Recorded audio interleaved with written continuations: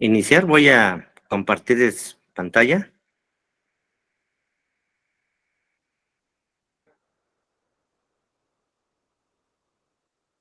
¿Sí se ve la presentación?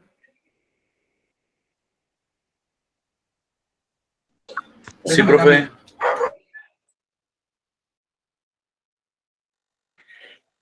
Bueno,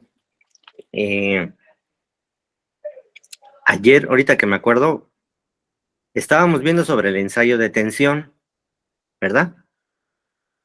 De hecho, les proyecté un video en el cual se veía cómo se llevaba a cabo este ensayo. Les comentaba que hay una norma de la ACTM, ¿sí? En la cual yo quiero que ustedes la investiguen. Déjenme, ahorita que veo esto, déjenme ver si yo la tengo.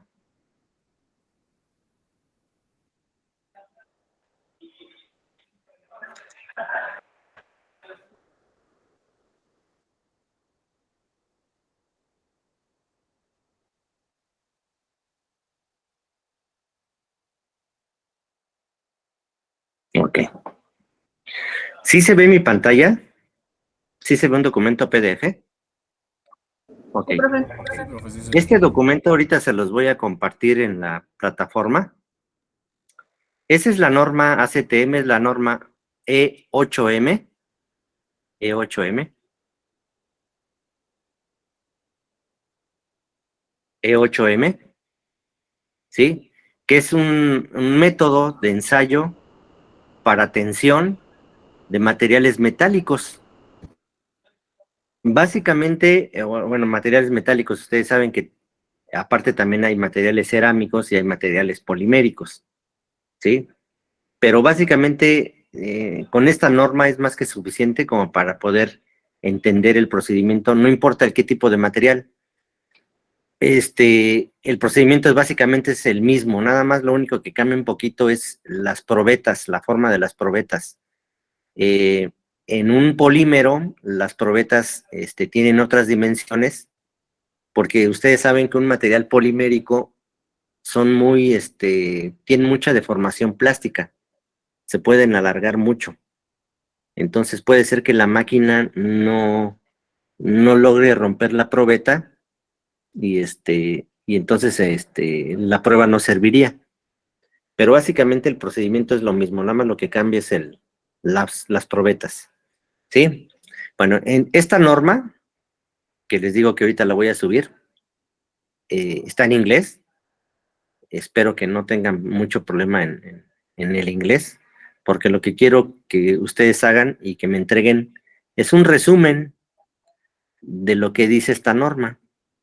Un resumen en una hoja, básicamente, en la cual ustedes digan, por ejemplo, aquí viene eh, cuál es el objetivo, digamos, de esta prueba, ¿sí?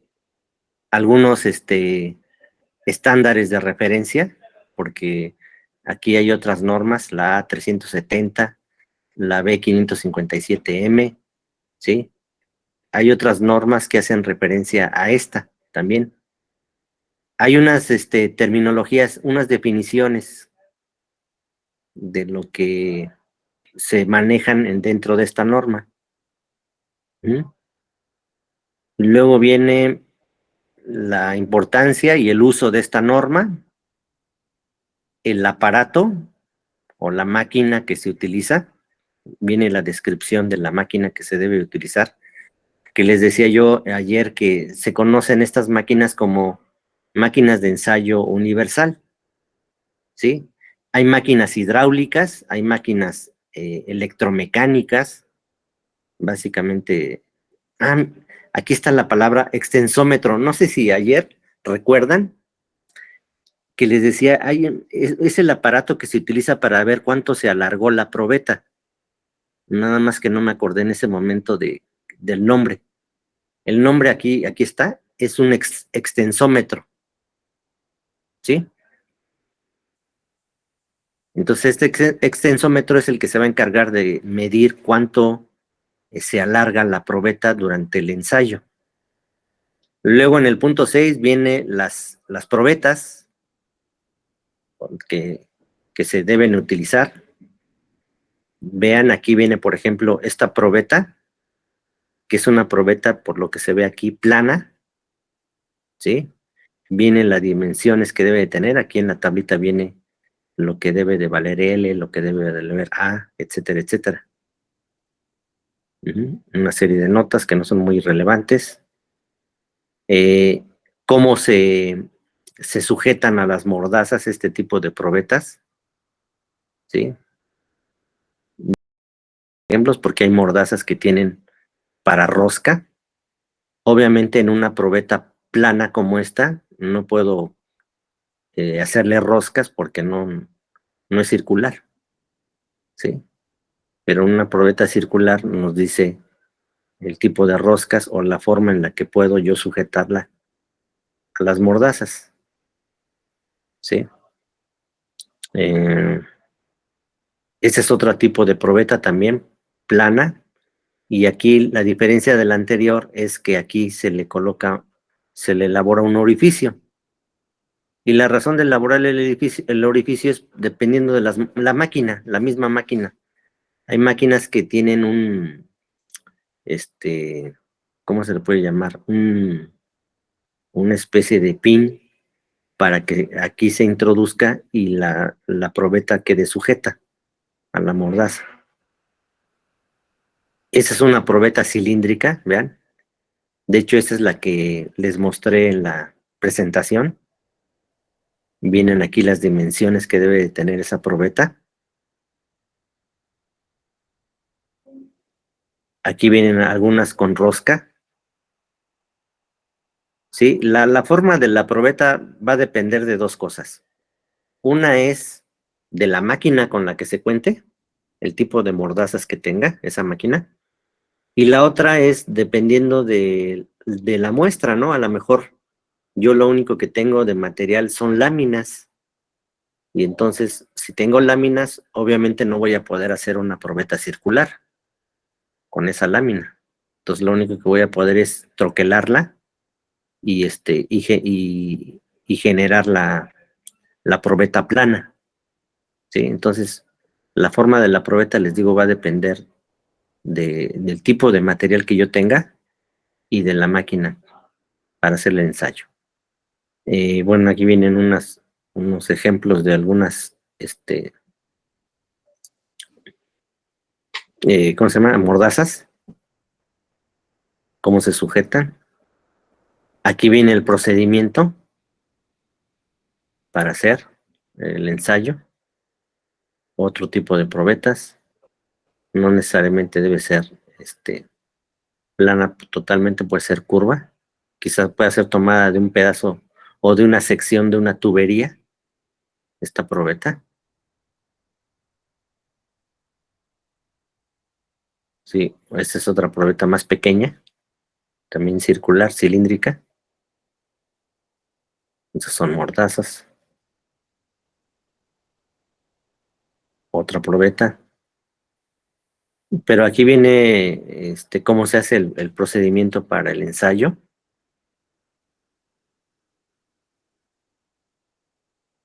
A qué velocidad debo de aplicar la carga,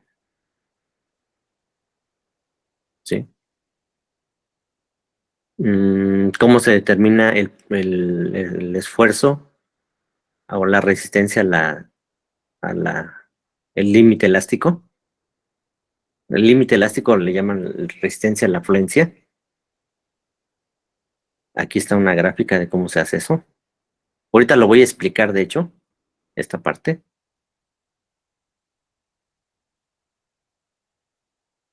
Eh, Cómo se interpreta. No sé si se acuerdan cuando les mostré el video ayer que se generó una curva como esta, donde venía primero una recta, después había una especie como de máximo, después bajaba y volvía a subir.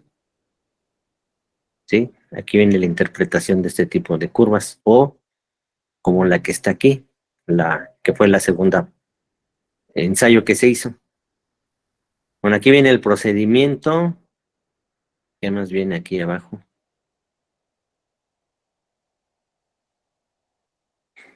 Mm, Bueno, eso es el reporte, nada más hasta el 7, porque viene qué se debe de reportar. Y los apéndices, que son factores que afectan los resultados de la prueba, y nada más. Y nada más, ¿sale? Entonces, esta norma la voy a subir ahorita que termine la clase, déjenmelo anotar.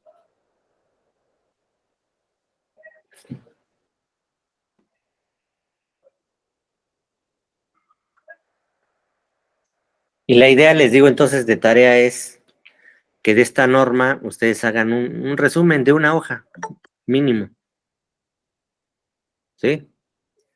Que hagan un resumen. Son, en total, este documento tiene 22 páginas, pero de las 22 páginas nada más vamos a hacer hasta el punto 7, que son procedimientos, y el punto 8 que está por acá.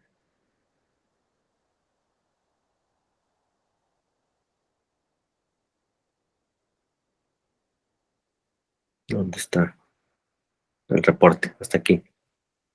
Entonces prácticamente son 18 hojas en una hoja.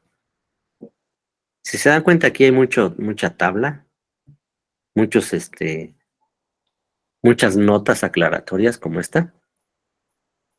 Estas realmente no valen la pena, nada más quizá enfocarse en qué tipos de probetas se pueden elaborar,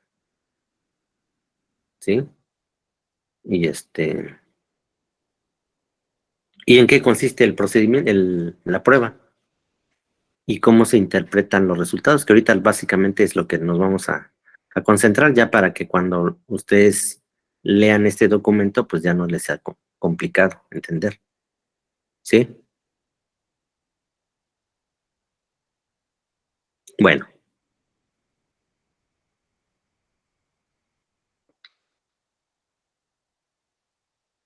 ok. Entonces,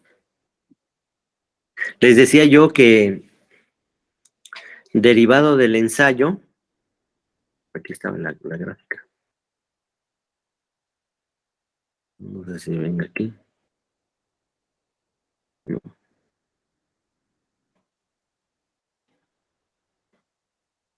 Derivado del ensayo, de hecho, déjenme anotar. Bueno,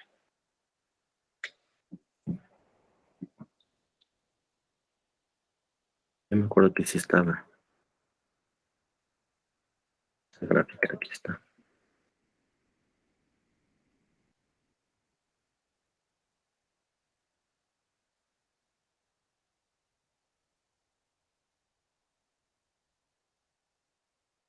No.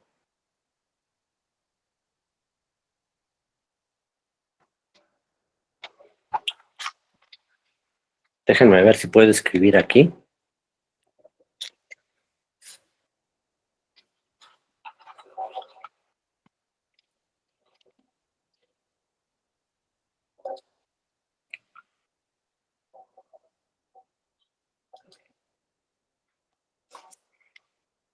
No, déjenme buscar una hoja un poquito más en blanco. Derivado de la prueba, se obtiene una gráfica, toda fea, que es carga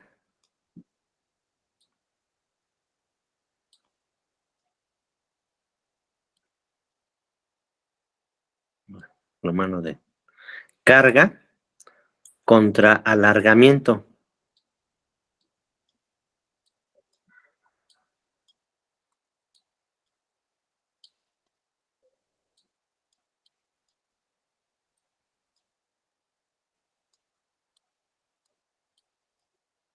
¿Sí? Eso es lo que obtenemos. ¿Por qué? La máquina está aplicando una fuerza de tensión sobre la probeta, y esa fuerza o carga es lo que yo voy a tener en este eje, en el eje Y, en el eje de las ordenadas. Y el extensómetro, es decir, el instrumento que se lo colocó ahí en la probeta para ver cuánto se estira. Ese me va a ir midiendo cuánto se está alargando la probeta, alargamiento, ¿sí? Y esa gráfica más o menos tiene esta forma. Déjenme cambiar de color de pluma. Vamos a poner esta azul. Primero es una línea recta, básicamente así, casi recta. Y después viene una curva, viene un máximo y después se rompe. ¿Sí? Este es básicamente lo que podríamos tener de una muestra que ha sido ensayada por tensión. ¿Sí? Entonces, les decía que si nosotros revisamos libros de mecánica de materiales o de ciencia de materiales, vamos a encontrarnos con que este tipo de gráficas, o más bien los ejes, no se acostumbra a manejar carga o fuerza y alargamiento, sino más bien lo que se acostumbra a manejar es, en lugar de carga, esfuerzo. ¿Sí? Voy a ponerlo aquí, esfuerzo. Esfuerzo.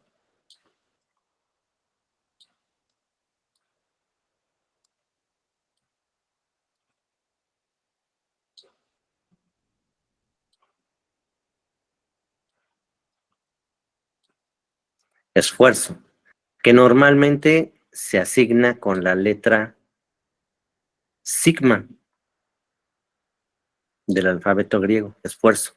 Y en lugar de alargamiento, se maneja deformación. Deformación.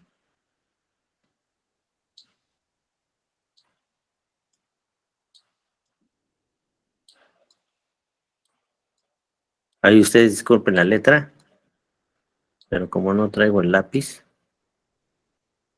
deformación, ¿sí? Y esa deformación se utiliza la letra E, esta, no sé si es épsilon del alfabeto griego, ¿sí? Entonces, de un ensayo les digo, nosotros tenemos carga contra alargamiento, y lo que hay que hacer para poder interpretar la información es convertir carga a esfuerzo y alargamiento a deformación. ¿Y cómo se hace eso? Ayer les comenté que utilizando estas fórmulas, ¿sí? Esta fórmula de aquí arriba nos dice cómo calcular el esfuerzo, sigma, el esfuerzo ingenieril, así le llaman. Hay otro tipo de esfuerzo que le llaman esfuerzo real, pero no vale la pena revisarlo porque ya es, de hecho, ya con esto que van a ver aquí es suficiente, ya sería mucho. Hay otro tipo de esfuerzos, pero el que vamos a manejar y el que se ve en cualquier libro es el esfuerzo ingenieril, sigma, y ese se define como la razón de carga o la división entre la carga que aplicas o la fuerza que aplica la máquina, que aquí está designada como P, dividido entre la sección transversal de la muestra, A0, el área, la sección transversal. Esta sección transversal A0 va a depender de que si la probeta es cilíndrica, o si la probeta es plana o rectangular, ¿no? El área va a ser diferente. Pero aquí es A0. Siempre es el área original. Por eso es importante que una vez que se maquine la probeta o la muestra, se mida el área de la sección transversal, el diámetro, para que con el diámetro yo calcule el área. Y entonces voy a estar dividiendo la carga entre el área, carga entre área, carga entre área.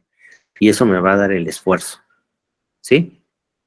Y por otra parte, la deformación, esa la vamos a calcular como la razón o la división entre el cambio en la longitud, es decir, un delta L, qué tanto está cambiando la longitud de la probeta, con respecto a la longitud original. entre L0.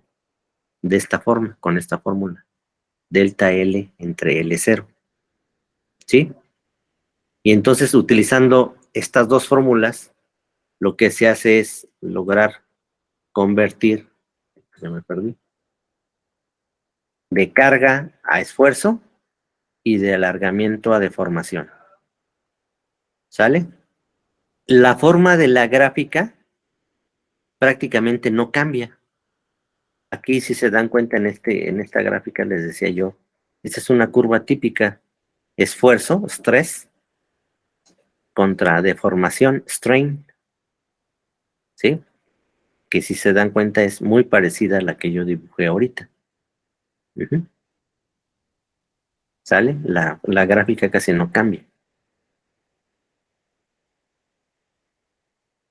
Entonces eso es lo que nosotros tenemos que graficar. ¿Sale? No sé si hay alguna duda hasta ahorita, alguna pregunta.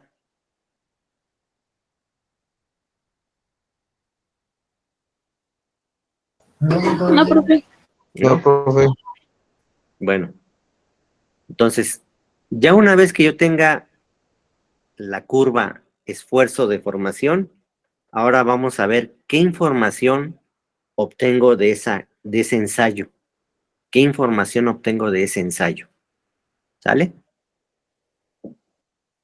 Bueno, esta lámina debió haber estado al principio. ¿Se acuerdan que les comenté que cuando un cuerpo o un material está sujeto a una carga, ¿sí? Si esa carga no sobrepasa un límite, un valor límite, tenemos una región elástica, como está aquí, en un principio. Es decir, es un comportamiento en el material en el cual cuando yo retire la carga, el material va a regresar a su forma original, así como una liga. Cuando yo la estiro y la dejo de estirar, la liga regresa a su forma original, comportamiento elástico. Cuando yo rebaso ese límite, un esfuerzo límite, ahora el material se va a deformar plásticamente.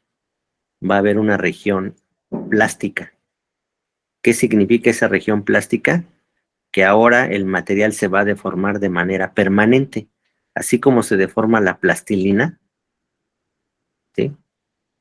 Plastilina, cuando yo le aplico una fuerza y le dejo de aplicar esa fuerza, el material no regresa a su forma inicial, se queda así como cuando lo deformé. Entonces, cuando sucede eso, significa que el material tiene una deformación plástica, ¿sí? Entonces, todos los materiales tienen una región elástica y otra región plástica. Dependiendo del tipo de material, si es metal, si es polímero, si es cerámico, estas regiones no necesariamente son iguales. Puede ser que la región elástica sea más grande y la plástica más pequeña, o al revés, ¿sí? Que la región elástica sea muy pequeña y que la región plástica sea muy grande. Eso va a depender del tipo de material que yo esté ensayando. Entonces, ¿qué información vamos a obtener? Y la primera y la más importante de ellas es el límite elástico. Ese límite elástico también se conoce como esfuerzo de fluencia o esfuerzo de cedencia.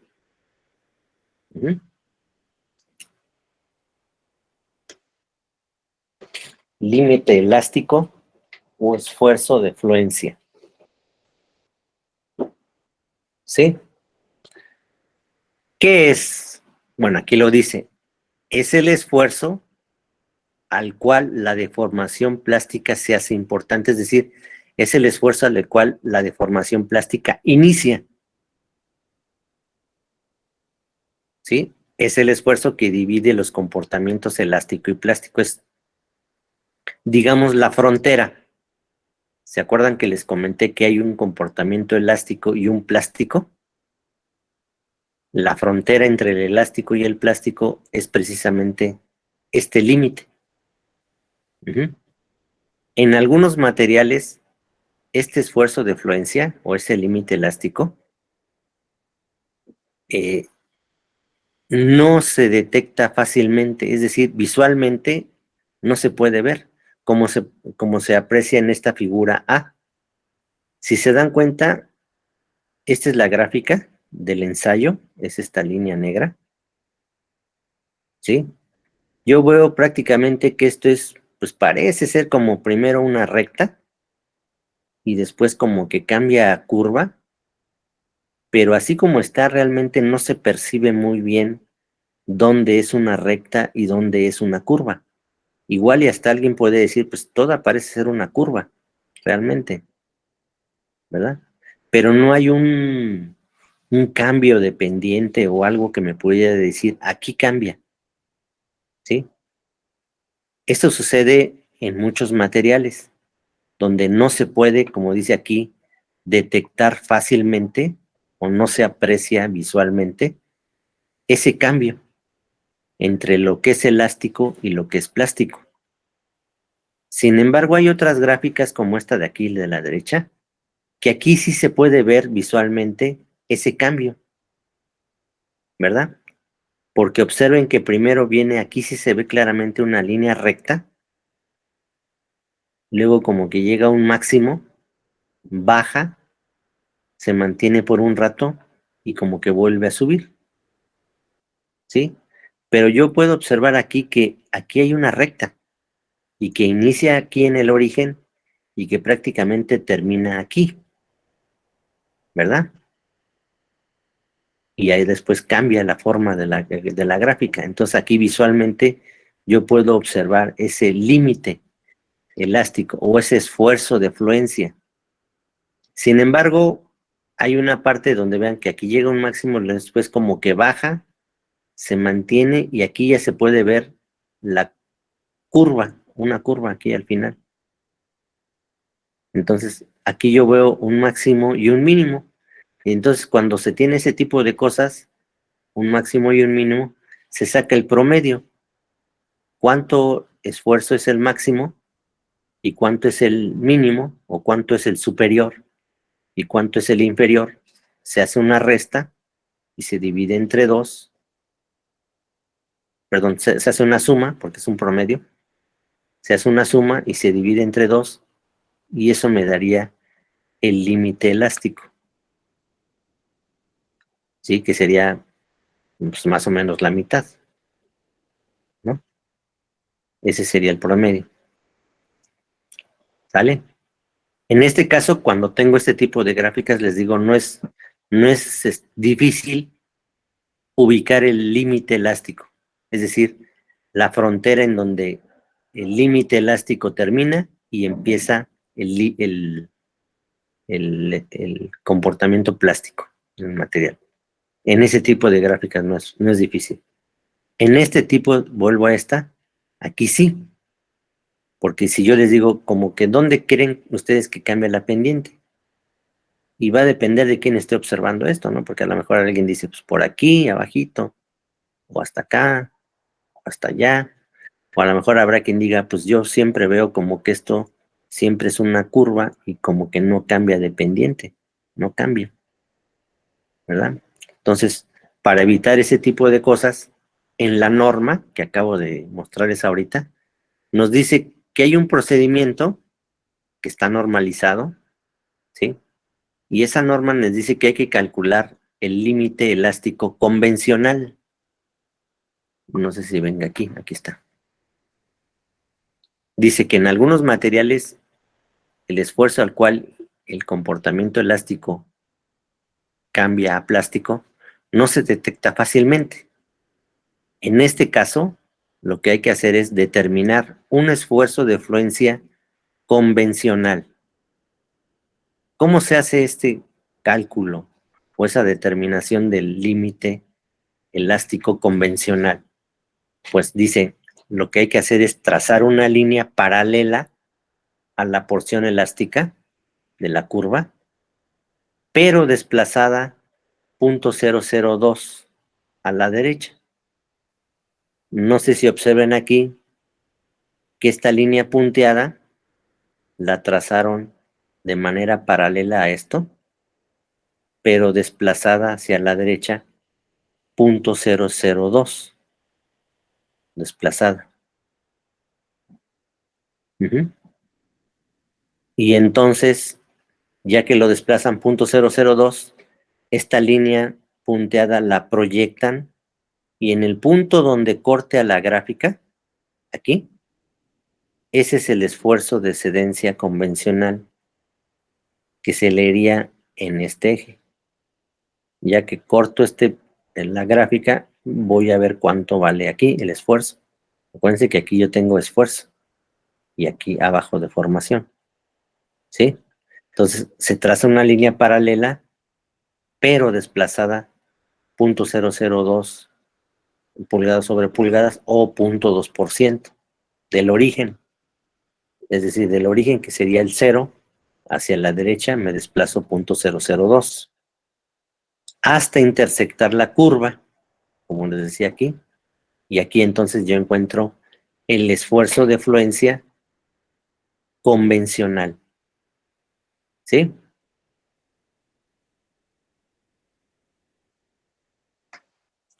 ¿Sí estamos? Sí, profe. En la norma, aquí está, miren. Aquí lo dicen, miren. Dice, tú tienes esta gráfica que está aquí en negro.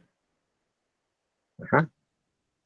Y entonces lo que hay que hacer es 0.002 a la derecha, trazar una línea paralela a esta, paralela, que es esta línea punteada. Y en el momento donde corte, ahí yo tengo mi límite elástico convencional. Déjenme ver si aquí viene otra gráfica más clara.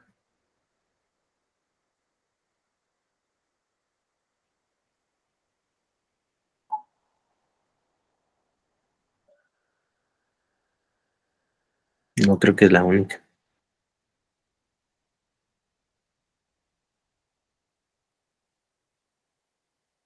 Aquí seguramente lo debe decir.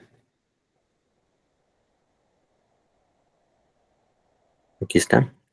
Diagrama esfuerzo de formación para determinar la resistencia a la afluencia mediante el método convencional, offset. ¿Sí? ¿Qué sería esto? Y aquí por aquí debe de decir que hay que desplazarlo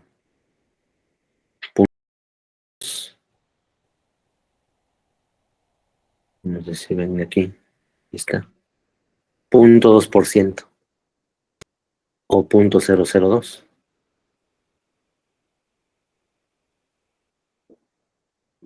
Sí, aquí dice método convencional.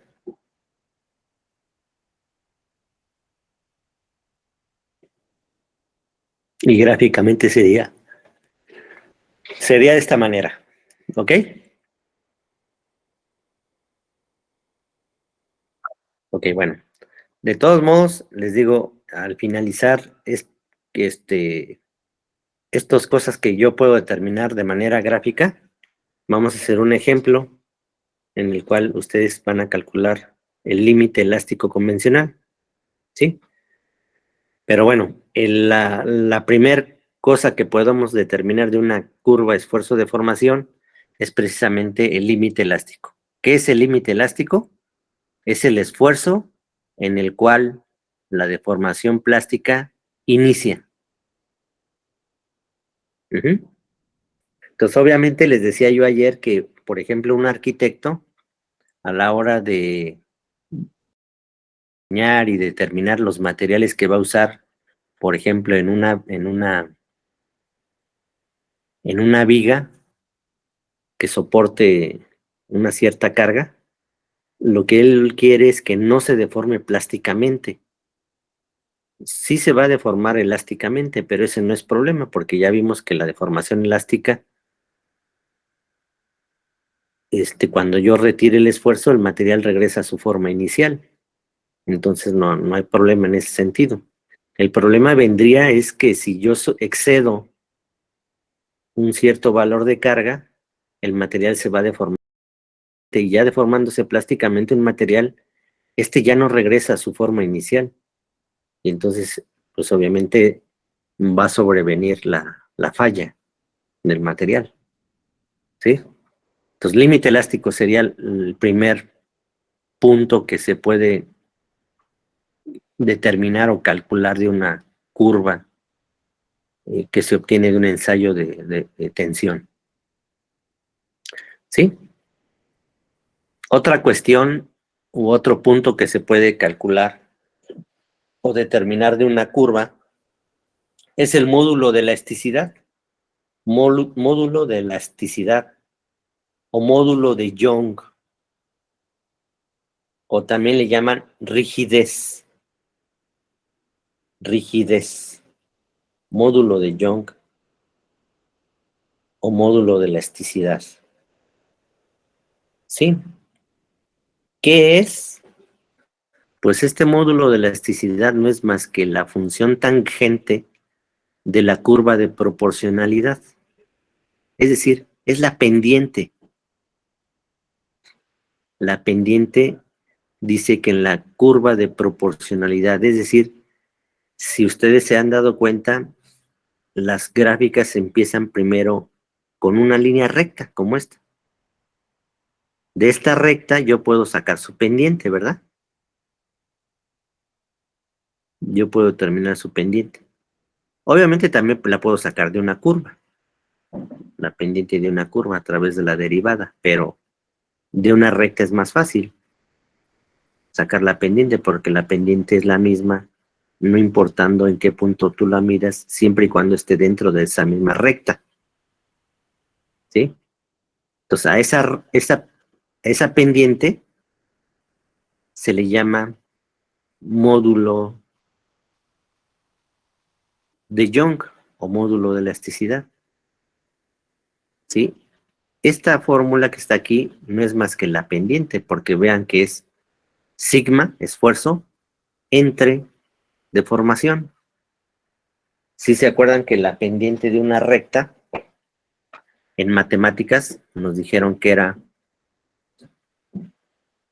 la pendiente, lo voy a poner aquí, que normalmente nos decían la pendiente es m, es igual, la forma punto punto, es y2 menos y1, ¿verdad? Es decir, la diferencia de las ordenadas entre x2 menos x1, es decir, la diferencia de las abscisas, ¿verdad?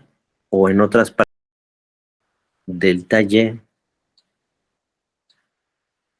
entre delta x, ¿verdad? Y si nos damos cuenta, en la gráfica, este delta y es el esfuerzo, es sigma. Sigma es en el eje y. Y este delta x, o la variación en x, es la deformación, que es lo que tenemos graficado en la curva. Esfuerzo, deformación. ¿Sí? Entonces, esto no es más que una pendiente. Cuando yo divida esto en la línea recta, en la curva de proporcionalidad, me da la pendiente. Y esta pendiente se le asigna la letra E en lugar de M. Y esta E es el módulo de elasticidad o rigidez. ¿Sí? Digamos, realmente en un material esto, o para qué me va a servir. Bueno, regresando a esto del límite elástico, ¿para qué me va a servir esto? Pues para determinar en qué momento el material va a dejar de comportarse elásticamente y va a empezar a comportarse plásticamente. Por eso es importante determinar el límite elástico. Este me dice en qué momento deja de ser elástico el comportamiento para volverse plástico. En cambio, el módulo de Young, para lo que me va a servir es para determinar la rigidez. ¿Qué significa rigidez? Pues significa que qué tan duro, podríamos pensarlo así, qué tan rígido es el material, qué tan fuerte están unidos los átomos. Porque acuérdense que quedamos que en un sólido los átomos están unidos a través de enlaces químicos, que pueden ser iónicos, covalentes, metálicos, etcétera, hay una fuerza de enlace. Entonces yo requiero para romper ese enlace cierta energía. Y esa energía no es más que la rigidez.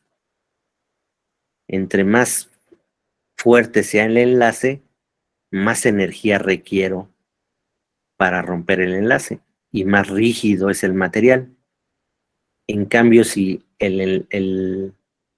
la fuerza del enlace es pequeña, ¿sí? Significa que el material va a ser menos rígido y que requiero menos energía para romper ese enlace, ¿sí? Entonces, este módulo está íntimamente relacionado con la energía del enlace de los átomos. Una pendiente muy acentuada o abrupta, ¿sí? Indica que se requieren grandes fuerzas o grandes energías para romper o separar los átomos, ¿sí? Entonces, eso significaría que el material tiene un módulo de ion o un módulo de elasticidad alto. Esto no es más que la pendiente, ¿eh? Voy a tratar de hacer la gráfica. Esfuerzo de formación. Y yo puedo tener un material con esta pendiente o puedo tener un material con esta pendiente.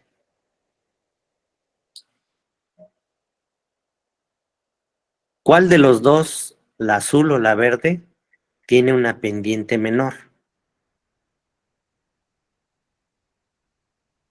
La azul, ¿verdad? Tiene una pendiente pequeña. ¿Qué significa que tenga una pendiente pequeña? No, que tiene menos rigidez. Que tiene menos rigidez, es decir, que la energía o la fuerza que une a los átomos es pequeña, es poca. Y cuando tengo un material con una pendiente como la línea verde, con una pendiente elevada, significa que el material es más rígido, que se requiere más energía para separar o para romper esos enlaces. ¿Sí más o menos queda más claro? ¿Sí? La pendiente. La pendiente es el módulo de elasticidad o rigidez. Y esta ecuación se le conoce, como dice aquí, ley de Hooke. Para aquellos interesados en saber un poquito más, pues les recomendaría cualquier libro de mecánica de materiales y ahí van a encontrar qué es la ley de Hooke, que básicamente les va a poner ahí que ley de Hooke es la pendiente, ¿sí? En la región elástica de un material y te indica la rigidez que tiene este material, ¿sí? Aquí, en esta parte de aquí, en esta gráfica, muestro esto precisamente de la energía, ¿sí? Entre más sea la energía, más fuerte es el enlace. Entonces, aquí yo tengo dos gráficas en negro. La de abajo, esta que está aquí, me indica un material que tiene un enlace fuerte, porque la energía vendría siendo del eje horizontal hacia donde está el mínimo, hasta acá. Tengo toda esta energía que aplicar para romper el enlace. En cambio, esta curva de aquí se requiere una energía menor para romper el enlace. Entonces tengo aquí un material con enlace débil, ¿sí? Y aquí en la derecha muestro algunos ejemplos de qué tan rígidos son ciertos materiales como los cerámicos, los metales, los polímeros y los compuestos. Si observamos de estos cuatro tipos de materiales, los que tienen un módulo elástico pequeño son los plásticos, los polímeros, que son estos que están aquí en verde. Tienen módulo de ion de 10 gigapascales o menos, ¿sí? Que sería 10 o hacia abajo, de acuerdo a esta gráfica en verde, 10 o menos, ¿sí? Son los menos rígidos. Es decir, que los enlaces entre los átomos en un polímero son débiles, ¿verdad? En cambio, los cerámicos, que son los que están aquí, como el diamante, carburo de tungsteno, carburo de silicio, alumina, dióxido de circonio, vidrio, cemento, grafito. Estos materiales cerámicos tienen, de acuerdo a esta gráfica, un módulo elástico elevado, es decir, andan de 10 gigapascales a 1000 gigapascales en ese intervalo.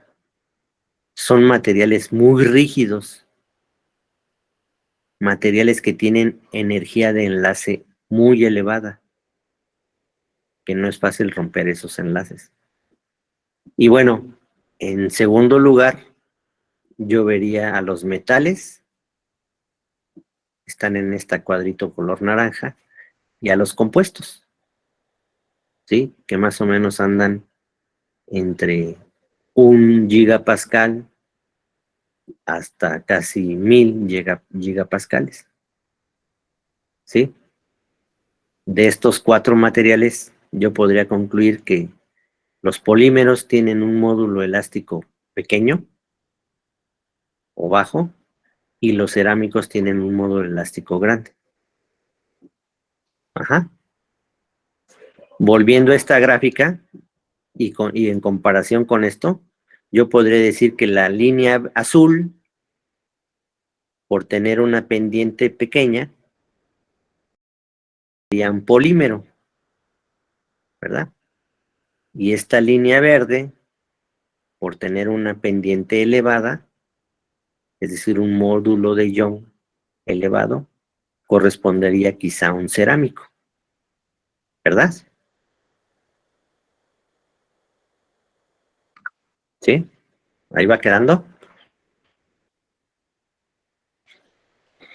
Ok, entonces ya llevamos 2 cosas que puedo determinar de la gráfica. Uno es el límite elástico, otro es el módulo de Young o módulo de elasticidad.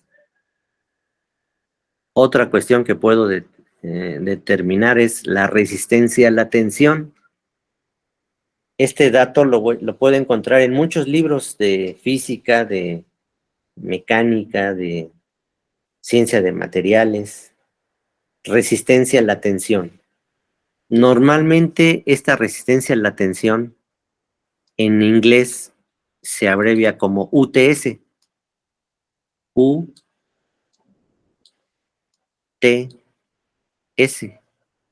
que son las siglas de Ultimate Tensile Strength, la resistencia a la tensión última. ¿Sí? ¿Qué es la resistencia a la tensión? Es el esfuerzo obtenido de la fuerza más alta aplicada. ¿Y qué es el máximo en la curva esfuerzo de formación? ¿Sí? Es el máximo.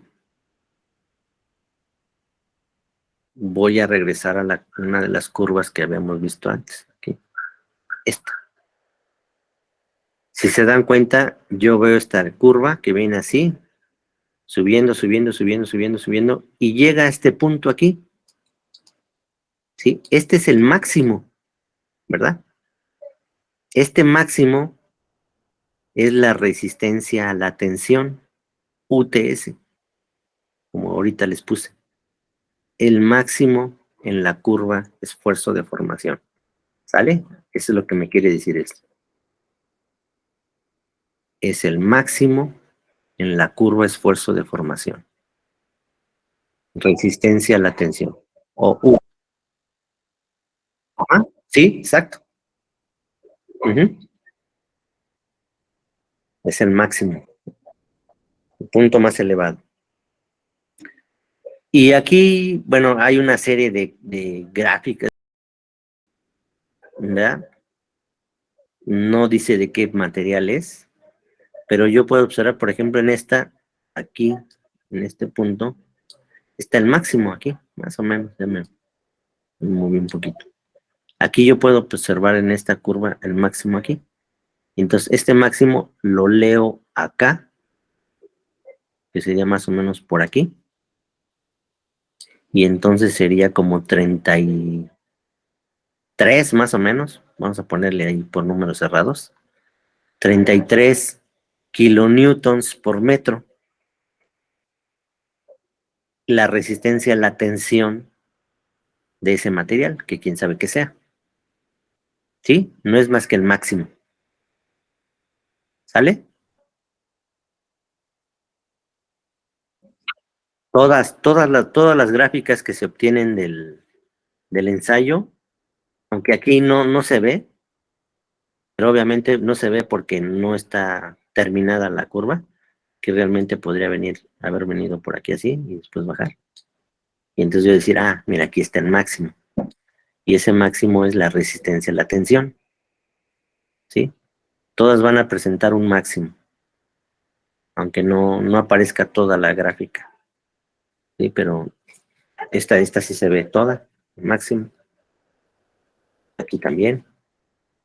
Aquí vean cómo se ve esta M, que está marcada como M, es la UTS, que aquí le pusieron nada más TS, que es aquí dice, la resistencia a la tensión, TS, como se indica en el punto M, ¿sí? Es el máximo. Eso es muy fácil de determinar. Sobre todo si tenemos la gráfica, ¿verdad? Teniendo la gráfica, pues visualmente, o quizá con un programa adecuado, o quizá con un programa adecuado, con el cálculo de la derivada. No sé si se acuerdan que en cálculo, cuando vieron cálculo diferencial, eh, eh, en una gráfica yo puedo determinar el máximo a través de la primera derivada, un máximo o un mínimo en una función, ¿verdad? Se puede hacer así, con la primera derivada. Nosotros no vamos a hacer cálculos así de la primera derivada porque pues ya graficando y si ya tengo la gráfica como esta, pues visualmente veo cuál es el máximo, ¿verdad? Y ya leo cuánto es el valor de esfuerzo, ¿sí? Entonces tenemos resistencia a la tensión. ¿Vale? ¿Sí vamos bien?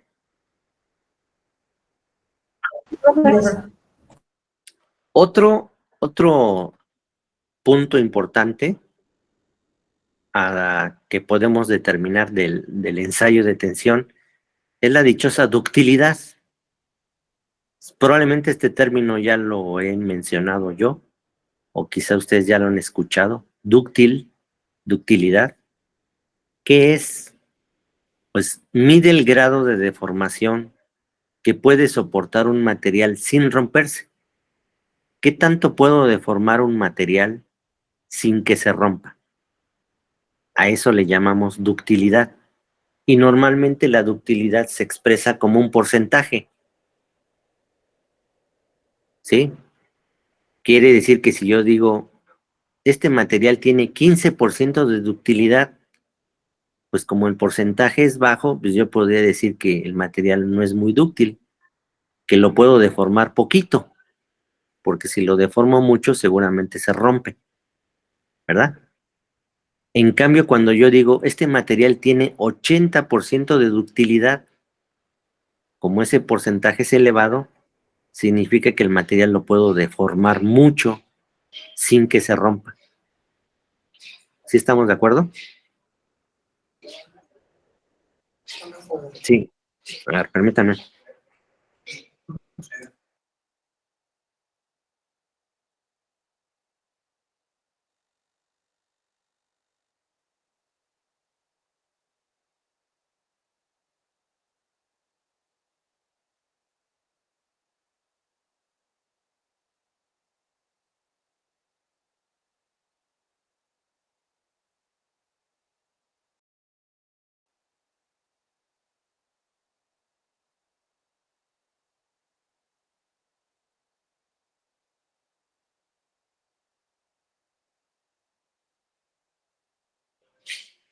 Bueno, entonces, ductilidad, sí, es un porcentaje.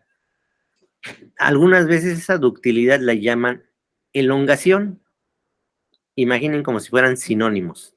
Ductilidad y elongación son lo mismo, ¿sí? Entonces, esta ductilidad dice, mide el grado de cuánto puedo deformar un material sin que se rompa. Se puede medir la distancia entre las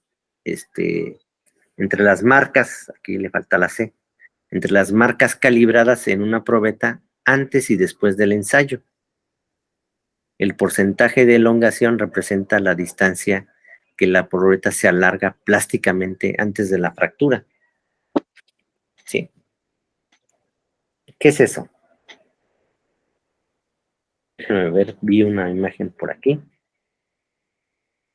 En el video. Voy a ver si se puede.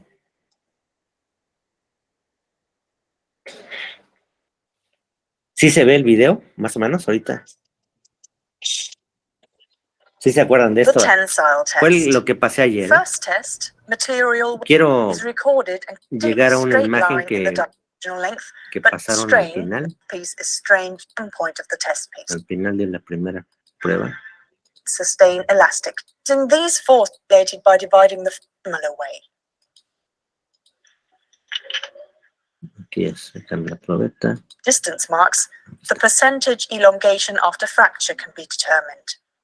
This is the permanent strain after fracture and amounts to about 30%. Aquí está. ¿Sale? Bueno, en esta imagen, vean, esta es la probeta con original. Así la pusieron antes de la prueba, ¿verdad? Y esta probeta que está aquí arriba es una vez que se rompió. Aquí se llevó la prueba. Aquí hay una reducción de área. Esta reducción de área es lo que ayer vimos en el video que le llaman cuello. El cuello. Como que se reduce el área aquí. ¿Sí? Pero si se dan cuenta, la probeta, una vez que terminó el ensayo, si yo junto las partes, hubo un alargamiento. Yo veo que así más o menos a ojo de buen cubero, así, esta es la longitud y hasta acá, que sería esto, toda esta cantidad se alargó. ¿Sí estamos de acuerdo? Entonces, yo puedo sacar de este alargamiento un porcentaje. ¿Qué tanto se alargó? ¿Qué porcentaje se alargó? Pues quizá el 20%. Habría que hacer el cálculo bien, pero se puede determinar qué porcentaje se alargó. ¿Sí? Y ese porcentaje, ductilidad o elongación, que así también le llaman. ¿Sí estamos? Ahora, el detalle de medir, porque se puede hacer de esa manera, midiendo la probeta antes del ensayo, qué tan largo era, y después del ensayo, cómo quedó de alargada. Y de acuerdo a eso sacar un porcentaje.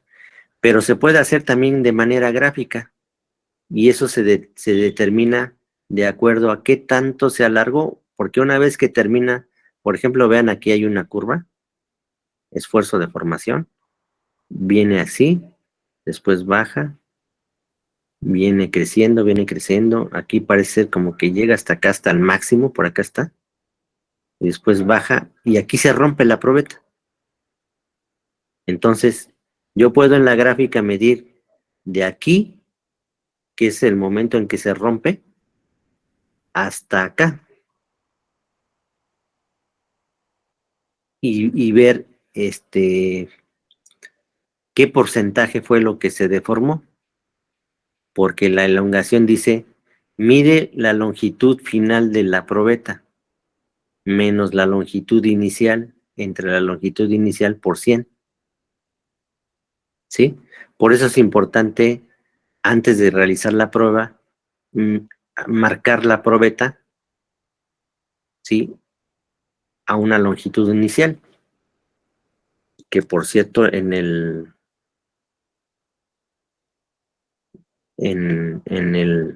la norma,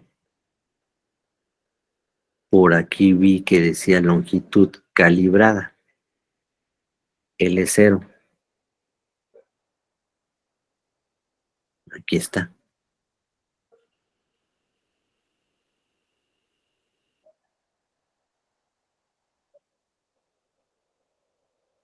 Aquí está. Miren, por ejemplo, esta probeta, ¿sí? Tiene una distancia que es G, esta G, ¿sí? De aquí, hagan de cuenta que la parte donde está reducida la probeta, hacen una marca, aquí ponen un puntito con un marcador y acá otro puntito.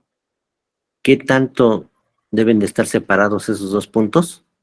Como dice aquí, longitud calibrada G, y debe de ser 25.4 milímetros. Están milímetros, aquí está, mm. Una pulgada, ¿verdad? 25.4 milímetros. Una pulgada. Sí, profe. ¿Vale? Fíjense cómo aquí viene una longitud calibrada. Entonces dice que cuando ya tengas tu probeta lista para la prueba, hazle una marquita de una pulgada. Esa va a ser tu L0. Aquí también vean, esta probeta marca una G. Esta G es la longitud calibrada, aquí mide 50 milímetros. Es más o menos 2 pulgadas, ¿no? Si uno es 25.4, 25 por 2, sería 50.8, ¿verdad? Un poquito menos de 2 pulgadas, 50 milímetros, G. En esta probeta, G, aquí está, la longitud calibrada, de acuerdo a esto, me dice que la longitud debe ser 1 pulgada, ¿verdad? 25.4 milímetros. En la probeta circular, que es la más típica, ¿sí? Aquí no viene la longitud calibrada. Viene la longitud total de la probeta, esta L, el largo de la probeta, pero aquí en esta parte debería de venir el G, que también es de 1 pulgada. Es lo normal en una probeta, 2.54 centímetros. Aquí es menos, porque esta es una probeta chiquita. De hecho, vean la longitud total de la probeta L, que nos dice la longitud en mínima, 95 milímetros. Casi 100, casi 10 centímetros. Es una probeta chiquita. Uh-huh. En este caso G por esa razón es también pequeño. Pero lo normal, aquí está esta otra. Aquí G, en este caso, longitud calibrada, más o menos 50 milímetros en algunos casos. Dependiendo del tamaño, es la longitud calibrada. Esta G, aquí 62.5. Y la primera que por aquí está, esta es la típica. Aquí está G, longitud calibrada. 62.5, 45, 30, 20, 12.5 milímetros. Aquí G, 50 milímetros. Y la última o la primera que aparece, que es esta, G es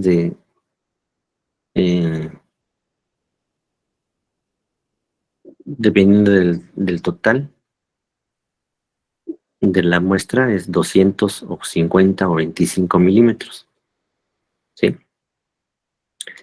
Pero en la presentación, aquí está. Aquí está.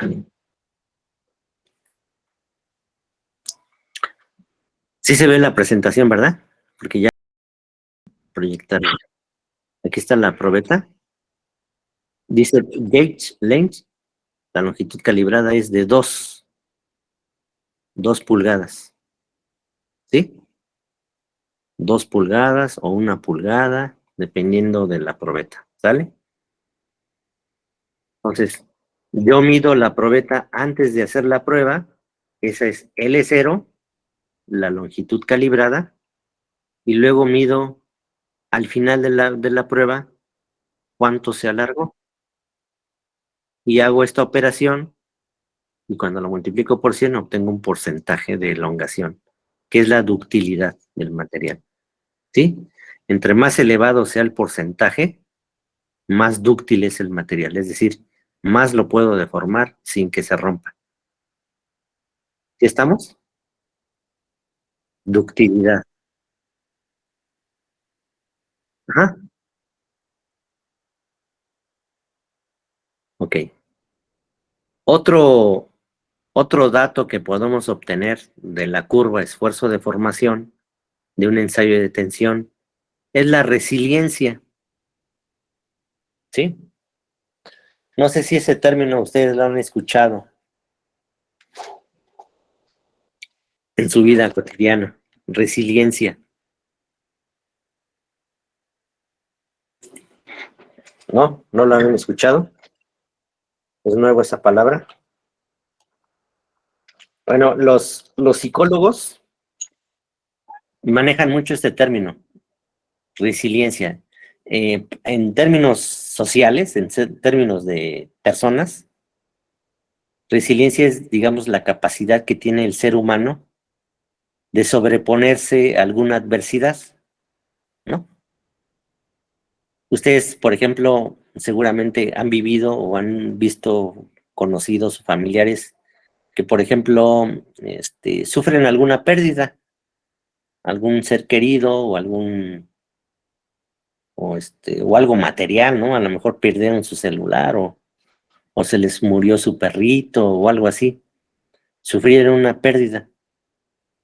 Y hay gente que vive el resto de su vida con esa tristeza. No se recupera. No tiene resiliencia, dicen los psicólogos. No es resiliente esa persona. ¿Por qué? Porque no logró superar esa adversidad. ¿Sí? Y hay personas, todo lo contrario, ¿no? Que sufren alguna pérdida y a los 10 días o al siguiente día o a las horas lo superan. En términos de psicología, esa persona es muy resiliente. ¿Sale? Pero bueno, ese es en términos de personas. En términos de un ensayo de tensión, es otra cosa. ¿Sí? La resiliencia se define como, o también se llama la módulo de resiliencia, es la energía que el material absorbe, ¿sí? Durante la deformación elástica. ¿Cuánta energía el material absorbe durante la deformación elástica? ¿Sí? En términos matemáticos, es el área bajo la curva, como está marcada aquí en color gris, es el área bajo la curva en la región elástica. Si se dan cuenta, aquí viene una curva, una línea recta, que es la región de proporcionalidad, ¿sí? Aquí llegamos al límite elástico, ¿se acuerdan? Al límite elástico o límite de fluencia. Y de aquí para acá abajo, el área bajo la curva, esa es la resiliencia. Es la energía que el material absorbió durante esta primera etapa. Resiliencia. ¿Sí? ¿Cómo se puede calcular? Bueno, si tengo yo la gráfica y lo tengo graficado en un software adecuado, pues le puedo decir que me calcule el área bajo la curva. Otra forma de calcular el área bajo la curva, ustedes recordarán, ya llevaron cálculo integral, ¿verdad? También.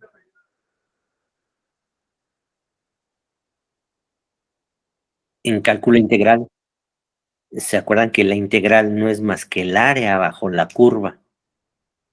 ¿Verdad? Entonces yo puedo integrar, pero bueno, tampoco vamos a hacer cálculo integral así como para que se espanten, porque pues yo lo puedo determinar gráficamente, le puedo decir al software, calcúlame el área, o mediante una fórmula, que es esta que está aquí. El módulo de resiliencia se puede calcular con la siguiente fórmula, que son básicamente más bien 3 fórmulas, pero con las 3 puedo calcular lo mismo, ¿sí? La resiliencia, que está marcada aquí como U, es igual a sigma cuadrado. Sigma, ¿se acuerdan que es el esfuerzo a la afluencia? Que aquí dice, donde sigma es el esfuerzo a la afluencia, es decir, este punto, aquí está, sigma y, es el esfuerzo de afluencia, sobre 2e. Y se acuerdan que esta e es el módulo de Young, es el de la rigidez, la pendiente en esta recta, ¿verdad? Lo puedo hacer así. Esta misma ecuación la puedo expresar así también. 0.5 por sigma por E, o 0.5 por sigma entre E.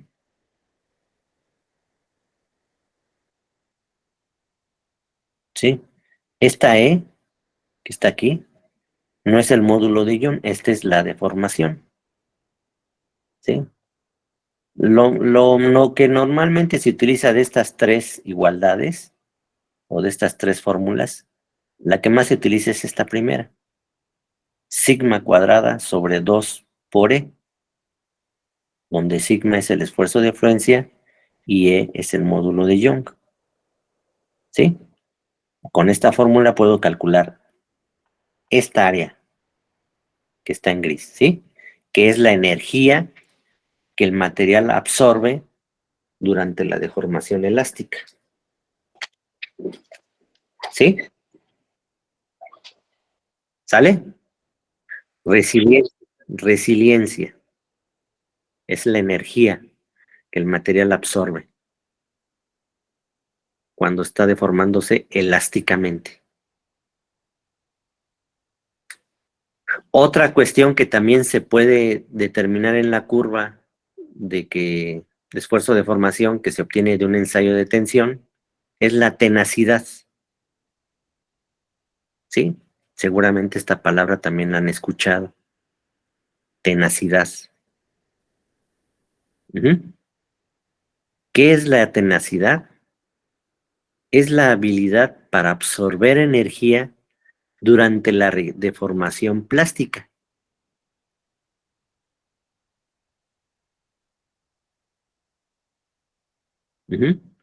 Digamos que aquí yo les dije que la resiliencia es la energía que absorbe el material durante la deformación elástica. Y la tenacidad es la energía que se absorbe durante la deformación plástica. Es decir, que aquí también es un área bajo la curva, ¿verdad? Pero ahora es en la región plástica. Es decir, voy a irme acá, en esta curva que está completa. ¿Sí? Es decir, que yo trataría de aquí, irme en una línea recta. Imaginen que recta. Toda esta área, porque aquí es la región plástica. ¿Sí? Toda esta área que estoy disque sombreando, sería la tenacidad. ¿Sí? Y esta que voy a poner en verde, que sería en la región elástica, es decir, esta área que estoy marcando en verde, sería la resiliencia, ¿verdad? La resiliencia sería el área en verde, en la región elástica, y la tenacidad sería el área bajo la curva, pero en la región plástica.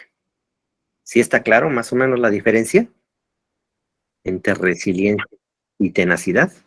Son áreas ambas. Es energía que el material está absorbiendo durante la deformación, la resiliencia en la deformación elástica y la tenacidad en la región plástica. ¿Sí?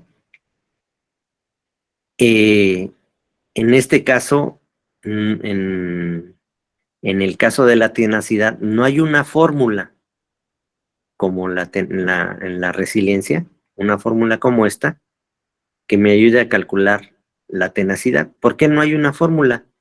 Porque depende de qué tanto se deforme el material. Y en este caso yo les dije ahorita que, ¿cómo calculamos el área bajo una curva? Y les pregunté, ¿llevaron cálculo integral? Porque el área bajo una curva se calcula con una integral. Y entonces aquí está, de hecho, la integral de 0 hasta la deformación final del esfuerzo de influencia por la diferencial de la deformación con una integral. Pero bueno, les acabo de decir hace ratito que no vamos a hacer nosotros cálculos de integrales porque la gráfica, pues como la vamos a tener en un software, pues podemos calcular el área de otra manera. ¿Sí estamos?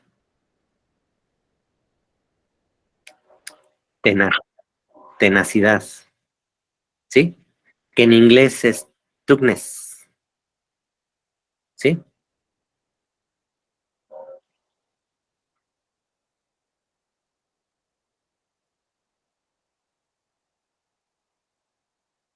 Déjenme ver, ya terminamos casi.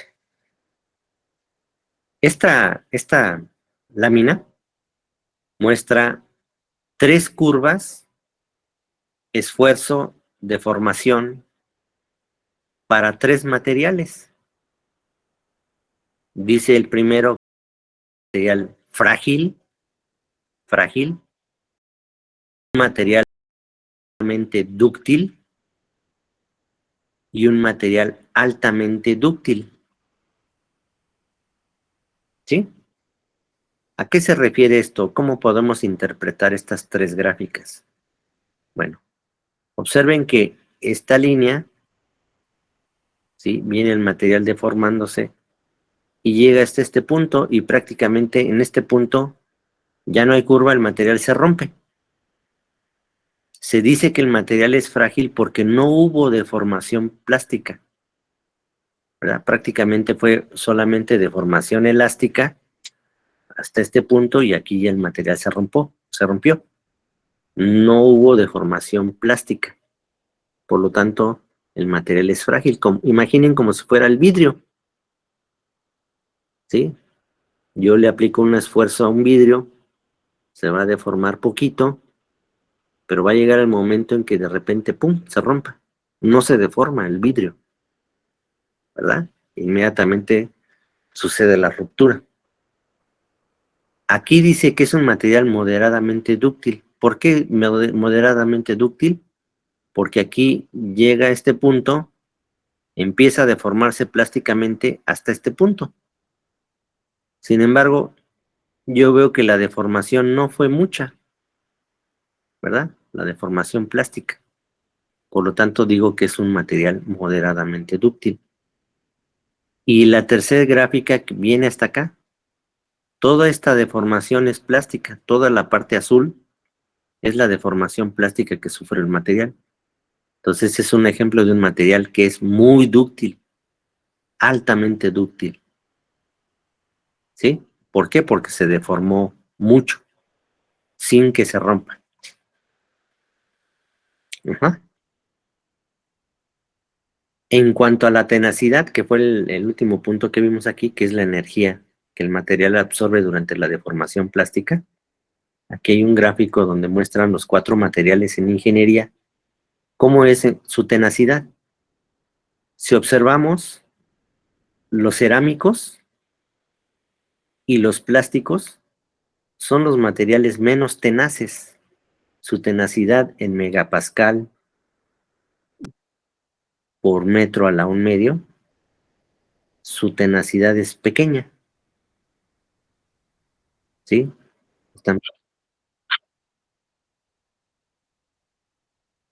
No hay deformación, exactamente. Exacto.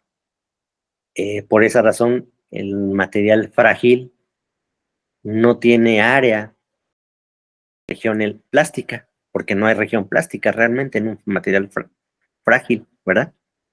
Y los cerámicos son frágiles. El vidrio, las rocas, el cemento, ¿sí? Prácticamente esos materiales no se deforman plásticamente, por lo tanto tienen poca tenacidad, ¿sí? Los plásticos no significa que no se deformen plásticamente, sino más bien, acuérdate que la tenacidad es el área bajo la curva.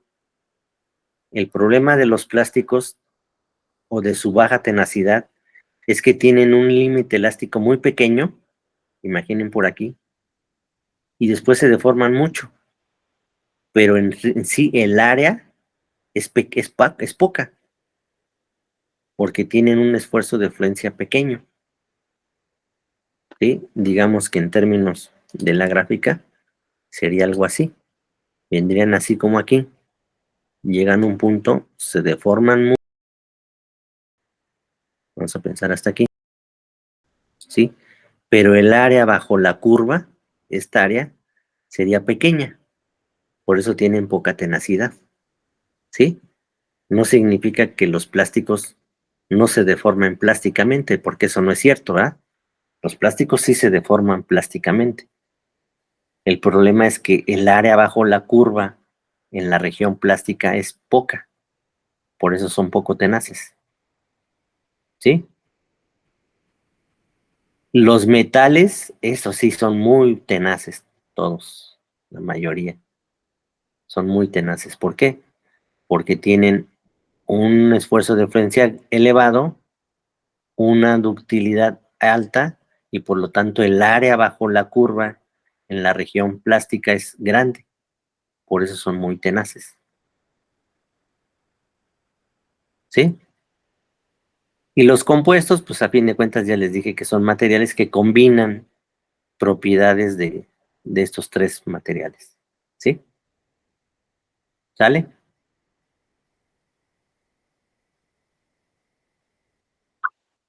Bueno, esta gráfica es algo parecido a esta, nada más que aquí está ejemplificando aceros. No sé si con ustedes vi que algo de aceros, sí vi, ¿no? Algo de aceros. ¿Cómo se clasifican los aceros?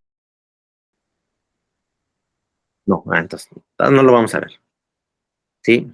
Porque los aceros son aleaciones hierro con carbono, principalmente, ¿sí? El carbono le da dureza o resistencia al acero.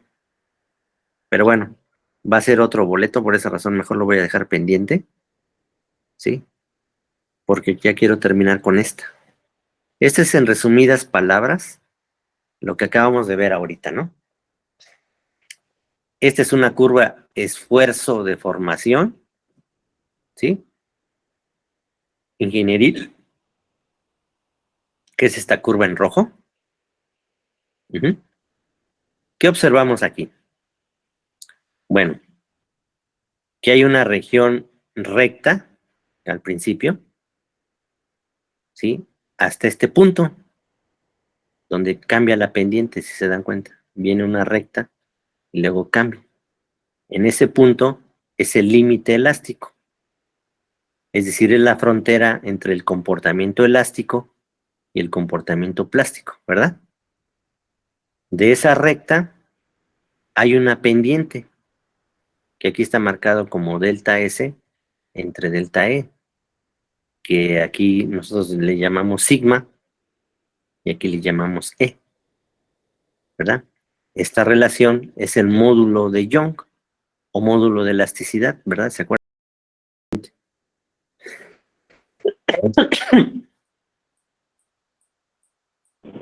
Luego aquí está en puntitos esta línea, ¿sí? Aquí como estuvo cortada, es esta forma así sesgada, significa que la curva la cortaron realmente, por esa razón aquí aparece esto. Está cortada, pero pues según esto, la curva como que vendría así, era difícil encontrar el límite elástico, y entonces lo determinaron con .002, es decir, trazaron una línea paralela a esta, roja, se desplaza .002 y vendría siendo esta línea punteada, y el punto en donde corta la gráfica es el límite de fluencia o la resistencia a la fluencia convencional, ¿sí? El máximo en la curva, aquí está, es la resistencia a la tensión, UTS, el máximo. El último punto donde termina la gráfica es la resistencia a la ruptura, que algunos libros lo marcan, la resistencia a la ruptura no es realmente importante en términos ingenieriles. Pero digamos, el último punto que detecta la gráfica justo a la hora de romperse se llama resistencia a la ruptura, ¿sí? Proyectando una línea del punto de ruptura, como está marcado hasta aquí, esto mediría la deformación a la fractura. ¿Y qué tanto se deformó? Me podría dar la ductilidad, ¿sí? Si yo trazara una línea, aquí la vamos a poner en amarillo, obviamente recta, y calculara el área en esta parte, estaría calculando la resiliencia, ¿verdad? El área bajo la curva en la región elástica. Y si calculara el área bajo la curva en esta parte, en la región plástica, ¿qué estaría calculando? El área aquí. La tenacidad, exactamente. Tenacidad. ¿Sale? ¿Cómo ven? Es mucha información la que se obtiene de una gráfica, ¿eh? Si se dan cuenta.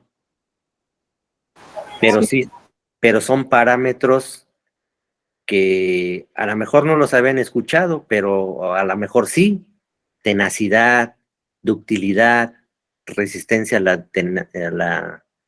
la tensión, módulo de Young, límite elástico. Son términos que se manejan mucho en propiedades mecánicas de los materiales. ¿Sale? Bueno. Sí, profe.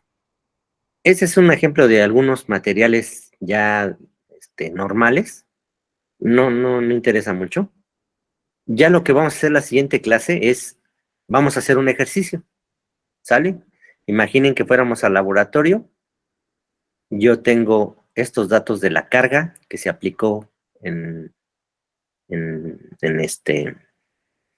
la máquina, carga, y la longitud o el alargamiento que fue sufriendo la probeta. Vean cómo fue inicialmente 2 pulgadas y fue aumentando poco a poco, hasta este punto.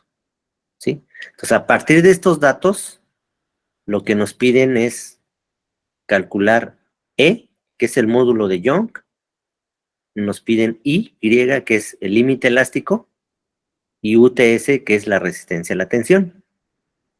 ¿Sí? Para hacerlo más fácilmente y no andar haciendo tanto cálculo a mano, me gustaría, de ser posible, ojalá pudieran llevar al salón una computadora con Excel, No sé si se les dificulte. Si a alguien se le dificulta, no se preocupe, ¿eh? Tampoco se angustie. Pero si pueden, de preferencia, en Excel. No sé, pues según yo, por ejemplo, tengo en mi celular Excel, pero yo veo que tiene muchas limitantes. No sé si se pueda trabajar un documento Excel en el celular. ¿Alguien lo ha usado? ¿Alguien ha usado Excel en el celular? No, profe. No sé si se pueda, ¿eh? Si quieren intentarlo con el celular, Sí, pero no es muy cómodo, profe. sí, es mejor en la computadora. Sí. Bueno, pues entonces si pudieran traer su computadora, su lap, lo hacemos. Si no, yo con el proyector, con el cañón, lo hacemos. ¿Sale? Y ya nada más tendrían que tomar nota, como se hizo. Pero la idea es que ustedes lo hagan para que puedan calcular. ¿Sí? Entonces eso haríamos mañana. Y ya con eso, digamos, redondeamos todo lo que es el ensayo de tensión, que es propiedad mecánicas. ¿Sale? Sí, Bueno, entonces en un ratito más subo la norma ACTM, ¿sí? Para que hagan un resumen y como cuánto tiempo podrían hacerlo. Ya les dije que eran como, ¿cuántas hojas? Como 12. En total 22, como eran como 15, ¿no? Pero de esas 15 son menos, ¿eh? Porque son muchas figuras, muchas notas. Son menos, pero bueno, ¿como cuánto tiempo podrían hacer un resumen de esas hojas? Un resumen de una hoja. ¿Ya? 2 días. No, hoy subo el documento, pero yo les pregunto, ¿en cuánto tiempo podrían hacer un resumen para pedirles de actividad en la plataforma? Que suban ese resumen.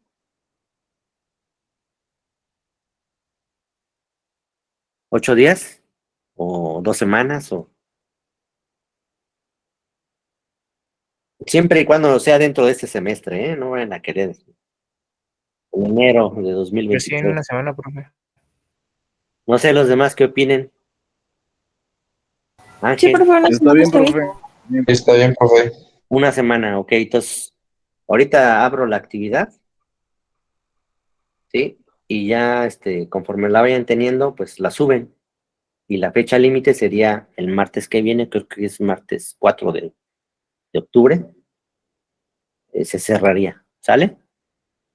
Ok, está bien. Gracias. Sale, vale. Entonces sería todo. ¿No hay alguna pregunta? ¿Comentario? Bueno, ok. Sale, vale. Pues entonces aquí lo dejamos, chicos. Nos vemos mañana por allá. Hasta mañana, profe. ¿Vale? Profe, disculpe. Sí. Sí, ¿qué pasó? Sí, se me pasó el tiempo para pasar asistencia. Ok. Igual a mí, profe. A ver, déjame anotar ya para no detenerlos. ¿Tu nombre es qué? García Josué Rodríguez. Alejandro. García Rodríguez. Sí, ¿Y quién más dijo? Yo, Lázaro Cortés, Raúl Alejandro. Lázaro Cortés. Ok, a los dos ahorita, Lázaro. ¿Alguien más que no haya podido pasar asistencia?